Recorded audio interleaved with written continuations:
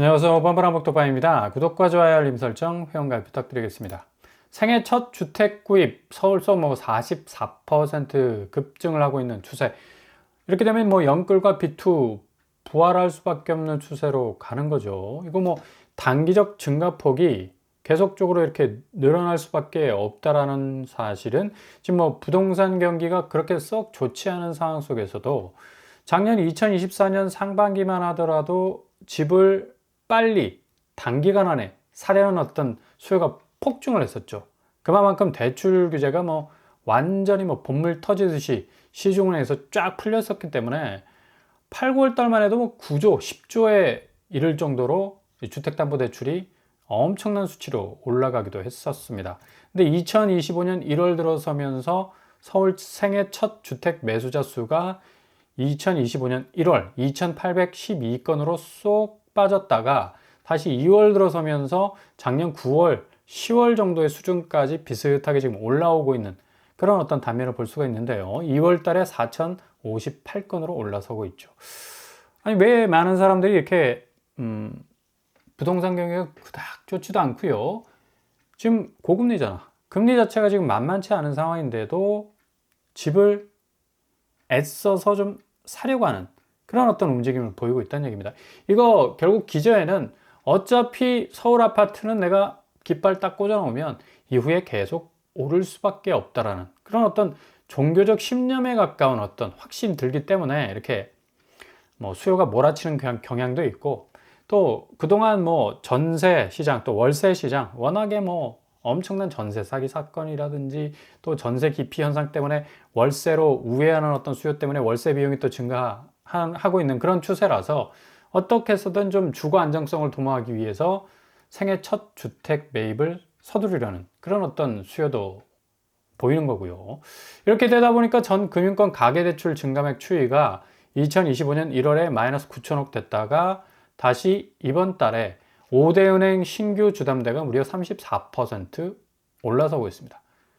규제가 살짝 풀리고 있죠. 토지거래 허가구역 빗장이 풀렸고 또 시중은행이 가상금리 낮추면서 서서히 주담대 금리를 내리는 추세로 가고 있는데, 이렇게 되다 보니까 우리는 주담대 민족 아닙니까? 어떻게 쓰던 그냥 대출 완화라는 어떤 분위기가 딱 또 보이기 시작하면 진격의 어떤 거인처럼 계속적으로 뭔가 대출을 끌어당기려는 그런 어떤 영끌의 움직임이 보일 수밖에 없는 건데, 실수요자인 대출 규제가 살짝 풀리기 시작하자 정책 대출 비중도 작년 말 55% 수준이었는데 2월 들어서면서 37%로 또 올라서는 그런 어떤 모습을 보여주고 있습니다. 1월 달에는 확실하게 내려간 수치였는데, 이렇게 되다 보니까 지금 KB국민, 신한, 하나, 우리, 농협에서 새로 취급된 주택 구입 자금 목적의 신규 주택담보대출 모두 7조 4천억 정도 된다는 얘기입니다. 이게 작년 연말에 이어서 1월, 그러니까 직전 1월보다 34.3% 늘어난 규모를 보이고 있다는 얘기죠. 이렇게 되다 보면 5대 은행 신규 주택담보대출 추이는 계속적으로 오를 수밖에 없는 거고, 무려 단기간 안에 이렇게 신규 주담대 규모가 계속적으로 커진다는 건 또 이 대출의 어떤 총량제의 어떤 리세팅을 통해서 작년까지 대출 규제의 어떤 이 동조화 현상을 보였던 시중은행들이 다시 대출문을 열기 시작했다. 무엇보다도 은행은 예대 마진, 예금금리 낮추고 대출금리 올려서 그 마진으로 어떤 수익률을 챙기는 그런 이 영업 방식을 계속해서 고수해 왔기 때문에 무작정 우리나라는 집을 사기 위한 주택담보대출에 시중은행이 빨대 딱 꽂고 있는 겁니다. 그래서 기업보다는 확실히 가계대출 연금리가 훨씬 높아요. 그만큼 수요도 많고 또 이 적용할 수 있는 풀이 넓기 때문에 빨대 일단 딱 꽂아 놓으면 거의 영구적이죠.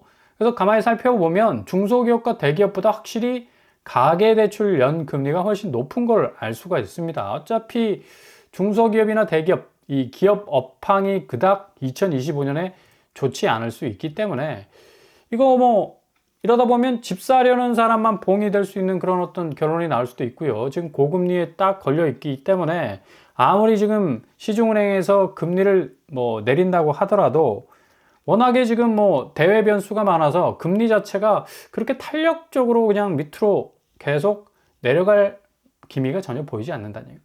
어떻게 보면 고금리에 딱 걸릴 수가 있어요. 몇 돌 갈 수가 있습니다. 평생 원금 이자 갚느라고 그냥 어떻게 해서든 그 집 유지하기 위해서 자기 인생 다 털어내야 하는 그런 어떤 먼지 같은 그런 인생이 될 수도 있어요. 그래서 은행의 의도적 영업비밀이라 할 수가 없죠. 결국에 가서는 주택담보대출에 딱 꽂히게 될 수밖에 없는 겁니다. 결국 예대마진으로 가는 거고, 기업은 뭐 개인보다 안전했다라는 의식은 이제 서서히 지금 감가상각으로 들어가고 있고, 좀 뭐 엄청난 지금 내수 침체가 진행이 되면서 중소기업은 거의 죽어나가고 있거든요. 그래서 어찌 보면 기업 대출 부분은 좀 축소의 폭을 좀 제한을 하고, 그다음 개인 부분은 좀 늘려나가는 게 당연한 수순 아니겠습니까?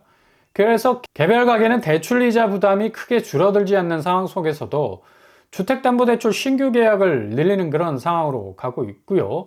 향후 서울 부동산 가치가 급등할 것으로, 이게 중요한 겁니다. 이게 서울 부동산 가치가 급등할 것으로 보는 가게가 많아졌기 때문이다. 결국에 가서는 한국은 기승전 부동산이에요.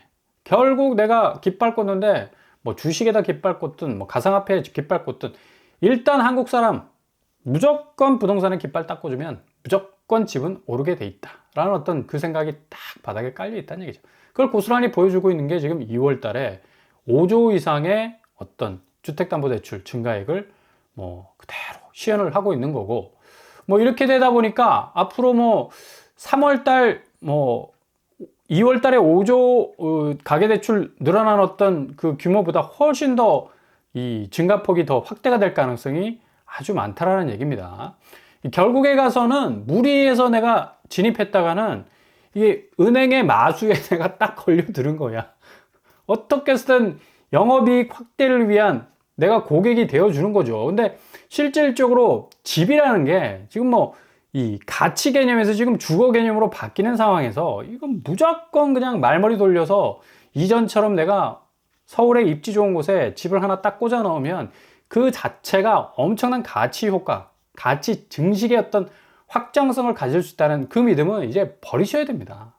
과감하게 버리고 좀 주거 안정성을 추구하는 그런 어떤 방향으로 가야지, 지금 뭐 미국 변수, 또 국내 변수, 환율, 금리, 물가 부분, 경제 침체, GDP 어마무시하게 동서남북 뭐 호재란 호재는 하나도 발견하지 못하고 악재만 지금 허리케인처럼 태풍의 눈처럼 딱 지금 다가오고 있는 이 상황에서 무리하다간 큰일 난다. 이런 의미에서 오늘 뭐 아주 의미 있는 또 발표도 있었고요. 성동구치소 부지 송파 창이 혁신구역이라고 불리는 그런 단지라고 할 수가 있겠는데, 여기 뭐 1단지, 2단지로 나눠져서 어찌 보면 공공분양 또 파트가 있고, 그 다음에 신혼희망타운 파트가 있는데요. 대략적 공고는 뭐 1, 2단지 합쳐서 한꺼번에 나오기보다는 순차적으로 나올 가능성이 높겠고, 총 1150세대로 이루어져 있습니다. 분양은 1050세대, 임대가 아마 신혼희망타운식으로 한 100세대 정도 나올 것 같고, 이 공공분양 안에서 나눔형, 이익공유형도 지금 나올 예정입니다. 그래서 분양가, 송파구에서 분양하는 단지치고는 조금 더 5억대로 확 내려올 수 있는 어떤 분양가의 어떤 이 매력적인 부분도 있을 수가 있겠고요. 성동구치소 부지 뭐 입지 뭐 굉장하죠. 오금역, 경찰병원역, 계록역을 물고 있는데 계록역이 조금 더 가까운 것 같기도 하고 오금역이 조금 가까운 것 같고, 아무튼 뭐 송파의 모든 인프라를 뭐 한 곳에서 흡수하고 있는 그런 블랙홀 입지를 가지고 있다고 말해도 과언이 아니겠습니다. 일단 이익공유형은 5구제곱에서 5억 8천 수준으로 나올 것으로 보이고요. 일반 공공은 10억 가까이 나오게 돼서 송파의 뭐 어마무시한 어떤 신축 아파트 가격, 공공분양이라 할지라도 조금은 부담이 될 그런 어떤 가격일 수가 있겠고요. 참고하시기 바랍니다. 그리고 구령마을 나옵니다. 여기도 나눔형 및 토지 임대부, 소용은 이렇게 되면 뭐 5억대로 진입 가능할 것 같고, 일단 강남권이니까 강남권 공공분양일 수가 있으니까요. 관심이 갈 수밖에 없고, 또 서초 성디마을 또 나오죠. 나눔형으로 공급될 예정인데 여기도 5억대로 공급될 예정입니다. 그러니까 공공분양은 확실하게 서울에서 깃발을 꽂는 것이기 때문에 도심 공공복합사업과 더불어서 정말 뭐 도심 한복판에서 나오는 이런 이 조금 저가의 진입 비용 발생할 수 있는 뭐 굉장한 기회가 되죠, 무주택자들에게는. 그래서 이런 이 분양단지들은 잘 예의주시할 필요가 있겠고요. 또 무순위 줍줍단지 레미안 엘리니티가 뭐 잔여물량 푼다고 하는데, 여기 당초 평균 분양가가 51제곱이 5억 9천, 59제곱이 6억 9천, 74제곱이 8억 3천만 원 수준으로 형성이 됐습니다. 이번에는 51제곱과 59제곱, 74제곱에서 나올 가능성이 있어 보이고요. 일단 뭐 레미안 엘리니티가 5억대라는 건 굉장한 어떤 매력 덩어리라고 말을 할 수가 있겠죠. 지금 현재가 24평이 11억 8천, 매물은 뭐 12억 13억에 지금 나오고 있는데 거의 뭐 절반에 가까운 가격이라 할 수가 있겠고, 지금 뭐 전세가는 5억 7천, 분양가하고 거의 비슷비슷하죠. 잔금 치는 데 있어서 상당한 도움을 줄 것 같습니다. 84제곱은 뭐 14억 9천 하고 있어요. 그리고 전세가는 한 7억 정도로 형성이 되어 있습니다. 여기도 뭐 만약에 74제곱, 84제곱으로 나오더라도 충분히 뭐 잔금으로 커버를 칠 수 있는 그런 어떤 틈새가 보이기도 하죠. 평면도는 판상형보다는 탑상형일 가능성이 아주 높겠습니다. 이렇게 저비용이 좀 필요한 그런 어떤 상황인 것은 지금 환율 부분이 계속적으로 건드려 오는 그런 어떤 위기일발의 상태가 지속이 될 가능성이 높기 때문에 지금 뭐 고환율, 뭐 고스란히 고물가, 또 고스란히 고금리로 이어지는 그런 상황 속에서는 지금 현재 나오는 신축 분양가를 잡는다는 건 굉장히 좀 이 위험 요소가 크다. 그만큼 내가 무리해서 잡았는데 그 무리한 만큼 집값이 오르지 못할 가능성이 아주 크다는 얘기죠. 뭐 이전 기준으로 따지자면 환율이 오르면 자산 가치는 올라갔습니다. 왜냐하면 돈의 가치가 떨어지고 아파트 가치가 예전에는 올랐기 때문에. 근데 지금 같은 상황에서는 정반합이 아니에요. 정반멸로 갈 수가 있습니다. 모두가 붕괴될 수 있는 어떤 그런 경제적 상황이 올 수가 있다는 얘기죠. 돈의 가치도 자산 가치도 동시에 휘청거릴 수 있는 그런 어떤 리스크가 충분히 있다는 얘기죠. 오늘 한국은행이 발표한 산업별 대출금을 보더라도 그 증가폭이 현저하게 지금 줄어들고 있는 걸 볼 수가 있어요. 산업별, 용도별, 업권별로 보더라도 증가폭이 계속적으로 축소되고 있는 걸 볼 수가 있겠고요. 제조업, 전통적인 어떤 우리나라는 제조업 강국 아닙니까? 그럼에도 불구하고 대출금이 감소된다는 얘기는 업황이 그만큼 원활하게 돌아가지 못한다는 걸 고스란히 보여주고 있습니다. 서비스업은 뭐 명암이 교차가 되고 있죠. 업종별, 용도별, 업권별 뭐 증가 전환, 축소, 증가 전환으로 가고 있어서 전반적인 어떤 산업 기조의 어떤 분위기는 상당히 약화된 상태로 가고 있다. 결국에 가서는 뭐 자산 시장이 뭐 돈의 가치가 떨어지면 오히려 자산 가치는 올라서야 되는데 지금 경제 기반 현상이 모든 걸 다 내리누르고 있는 그런 상황으로 가고 있고, 금융시장의 대변화와 결착된 경제 기조의 흔들림, 결국엔 뭐 동조화된 하향세로 갈 수밖에 없겠고요. 자본의 가치 하락이 자산을 전혀 뭐 끌어올리지 못하는 경제력 저하의 체력 고갈로 갈 가능성이 높겠습니다. 당연히 뭐 거래량은 떨어질 수밖에 없는 거죠. 서울 뭐 2월 달에 비해서 3월 형편없이 지금 거래량 떨어지고 있습니다. 인천 역시 마찬가지고요. 경기도 마찬가지고 대구도 마찬가지입니다. 지방은 뭐 거의 곡소리가 날 정도로 지금 거래량이 지금 완전히 하락을 하고 있죠. 부산 역시도 마찬가지고요. 거래량은 거래가와 무관하다라는 어떤 부동산의 정설이 이제 궤적이 완전히 변질이 되고 있어요. 거래의 질, 그러니까 고가의 고가 거래가 있었던 뭐 거래량이 적어도 충분히 뭐 거래가가 올라갈 수 있는 소지가 있었는데 이제는 사줄 사람이 그닥 뭐 그 풀이 여실히 줄어들었기 때문에 확실히 저공 비행할 수밖에 없는 거고, 결국 거래량과 거래가는 동조화되는 그런 추세로 갈 수밖에 없다는 얘기입니다. 아무튼 잘 지켜보시면서 너무 무리하지 않는 것이 가장 큰 손실을 줄일 수 있는 방법이 될 수 있겠습니다.